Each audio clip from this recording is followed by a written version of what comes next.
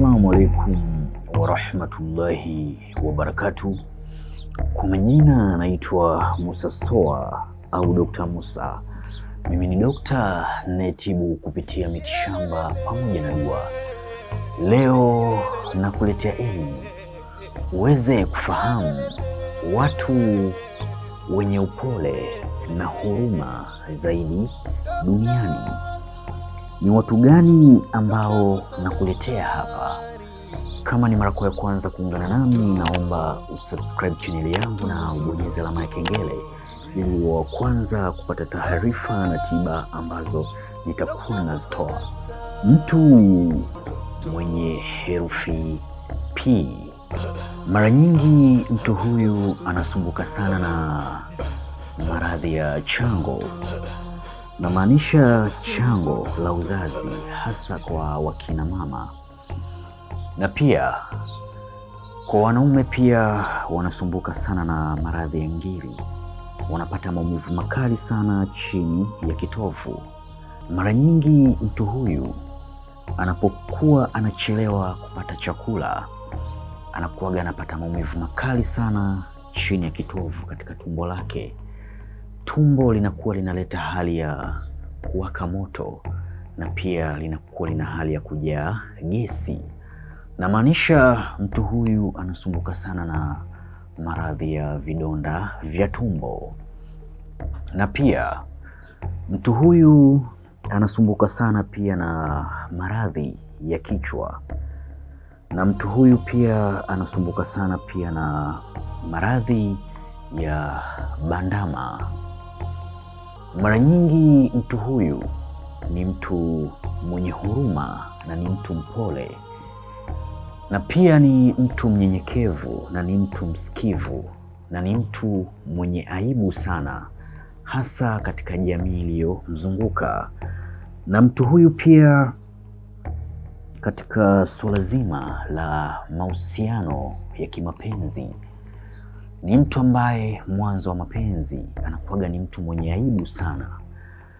Anakuwa ni mtu ambaye anaona aibu namna ya kumwanza na kumwelezea hisia zake juu ya yule mtu ambaye anamhitaji kwa ajili ya kufanya naye maisha ya ndoa au anamhitaji kwa ajili ya mapenzi.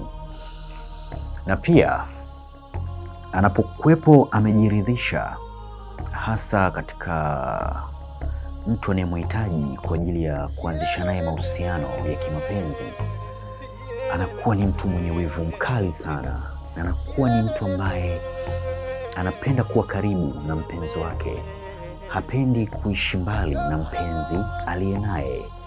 Na mtu huyu pia katika suala zima la mahusiano ya kimapenzi ni mtu ambaye unapotokea mgogoro baina yake yeye na mpenzi aliye naye, mara nyingi anakuwa ni mtu mwenye kujishusha, anapenda kujishusha, na ni mtu ambaye anapenda kukubali kupokea makosa hata kama hajayafanya, ili mradi tu penzi lake lisivunjike, liendelee kuwa hai. Na mtu huyu pia mara nyingi hapendi kuanzisha mahusiano, hasa mahusiano ya kimapenzi na mtu ambaye anaamini hawezi kudumu naye milele. Anapenda kuwa na mahusiano ya kimapenzi na mtu ambaye atadumu naye milele.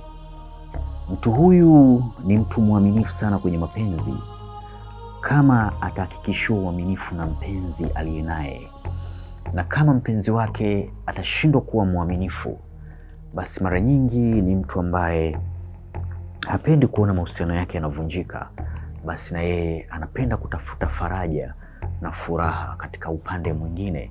Aidha anaweza kutafuta mtu mwingine akawa kama ni backup kwa ajili ya kumliwaza na kumuondoshea maumivu anayoyapitia katika mahusiano yake ya kimapenzi. Mara nyingi watu hawa wanapenda sana kufanya kazi za sanaa, na maanisha kazi za uigizaji, na pia wanapenda sana kufanya kazi zinazohusiana na mambo ya hoteli na mambo ya kupika vyakula mbalimbali.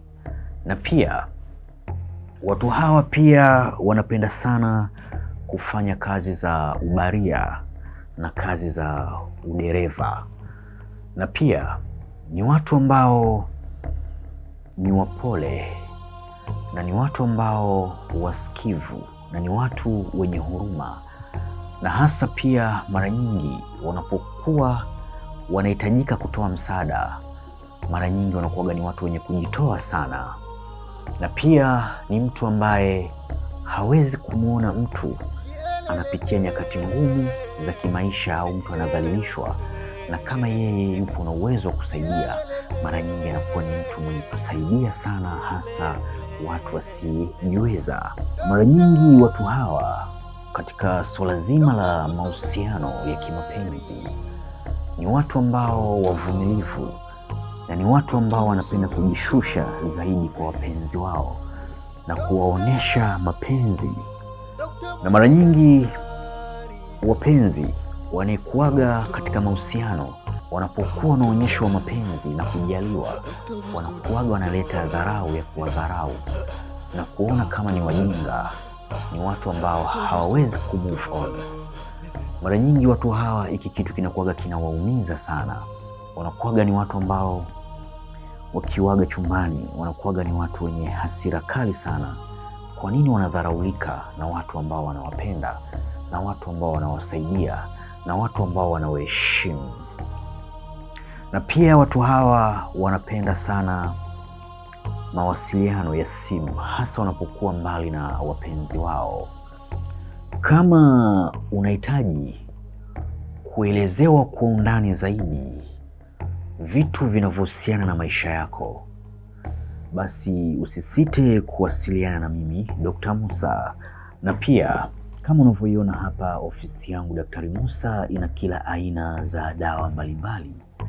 Kuna dawa za mvuto wa mapenzi na kuna dawa za mivuto ya biashara unayoifanya, na pia kuna dawa ya kusafisha nyota na kupandisha nyota, na pia kuna dawa ya kufanya upendwe na uheshimike kila kona ya dunia utakayopita, aidha kwa mpenzi, aidha kwa bosi, aidha kwa ndugu au kwa rafiki au kwa jamii iliye kuzunguka.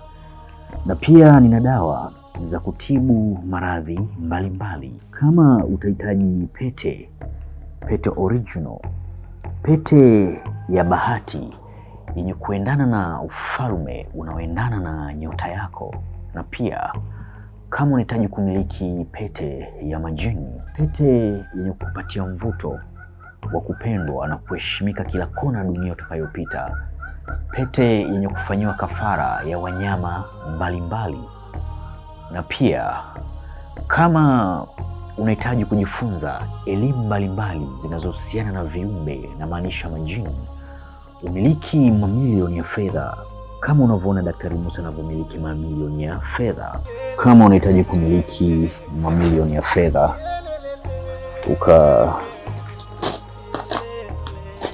ukajenge nyumba kama hauna nyumba, na kama unahitaji kumiliki fedha ukanunue gari kama una ndoto ya kumiliki gari. Wewe ni kijana, ukipita mtaani utasema ya kijana akapita, au mbaba akapita, au mdada akapita.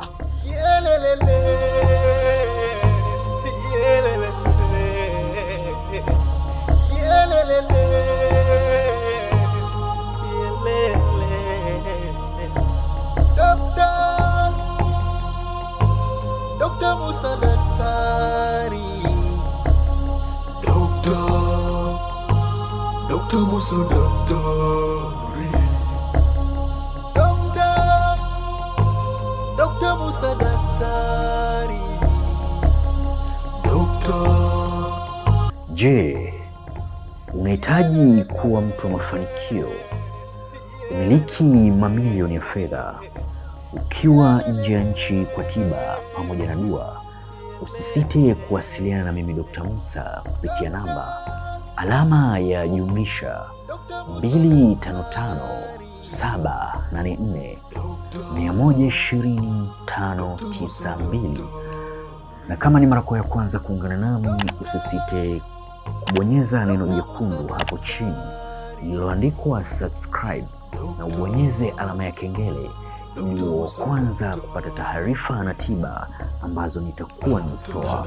Wa hadha, assalamu alaikum wa rahmatullahi wa barakatuh.